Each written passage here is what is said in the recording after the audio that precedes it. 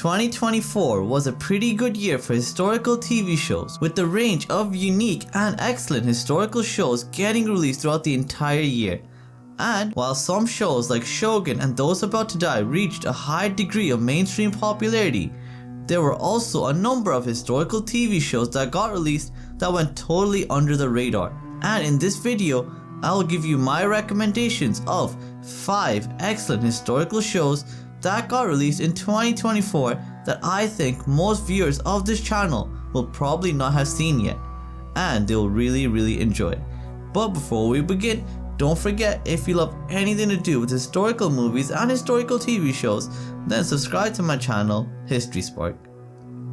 At number 5, it is Martin Scorsese presents The Saints, which is an 8-part docuseries that explores the lives of several different Christian saints throughout history, including Mary Magdalene, John the Baptist, Joan of Arc, and many other historical figures.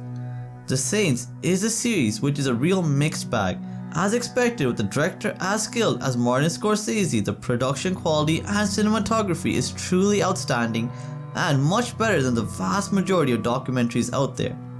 But some episodes really do struggle with pacing and maintaining an engaging plot, such as the John the Baptist episode, which is pretty boring overall and poorly paced. But other episodes, such as the one about Joan of Arc, is much better done. So if you're happy to watch a high quality but flawed docuseries, then Martin Scorsese presents The Saints is the show for you. At number 4, it is Testament, the Story of Moses, which is a docuseries depicting the life of Moses from his childhood to his last days leading the Israelites to the Promised Land. This is a 3-part miniseries which tries to depict the entirety of Moses' life, but it ends up spending about 75% of its runtime focusing on the events that occurred in Egypt, which leaves very minimal time to cover the remaining decades of Moses' life. What this means is the ending is a lot more rushed and streamlined than I would have liked. But despite the poor pacing of the plot, there's a lot to like here, as the series has great acting, fantastic cinematography, and great set pieces and costume design. However, another critique I do have to mention is that the talking heads in this docuseries are some of the worst I've ever seen, and you can easily forward everything they say and not miss out on anything important. So all of that just to say, Testament, the Story of Moses is a flawed but an enjoyable one-time watch. At number 3, it is My Dearest, a South Korean historical drama which is set in the backdrop of the Qing invasion which occurred in the 17th century, and this series does a fantastic job of depicting the impact that brutal conquest has on the common folk and the villages that get raided.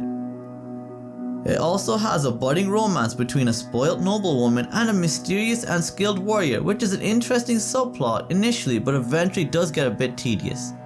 My Dearest has great acting, a fascinating storyline, and this series does a great job of following the historical timeline of events very well.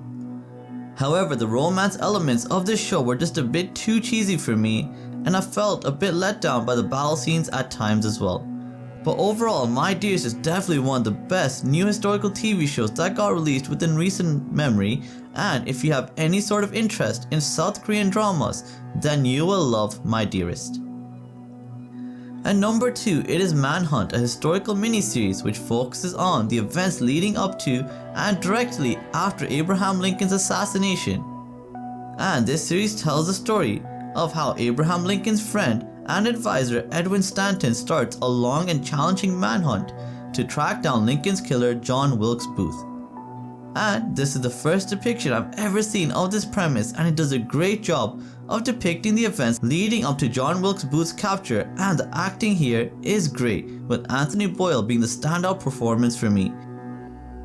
Actually, to be fair, most of the cast here is exceptional except for the actor who plays Lincoln, as his depiction just seemed really odd to me and it just seemed a little bit too unrealistic as well.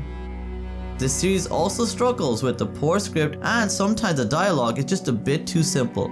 But the costume design, plot, production and cinematography are all great here, and if you can get over a few initial quirks, you will enjoy Manhunt, a TV series that is available to stream on Apple TV Plus right now. And the top spot on this list goes to Shard Lake, a series which I did not have much expectations for, but was pleasantly surprised at how good and interesting this mini-series was.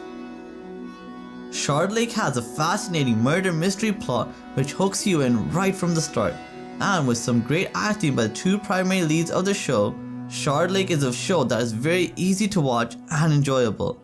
However, the secondary characters are poorly developed and it's hard to have any kind of empathy or attachment to them. Also, I do think it is important to highlight that even though Sean Bean is plastered all over the posters for Shard Lake, he actually features very minimally within the show, and he maybe only takes up about 5 minutes of screen time in total.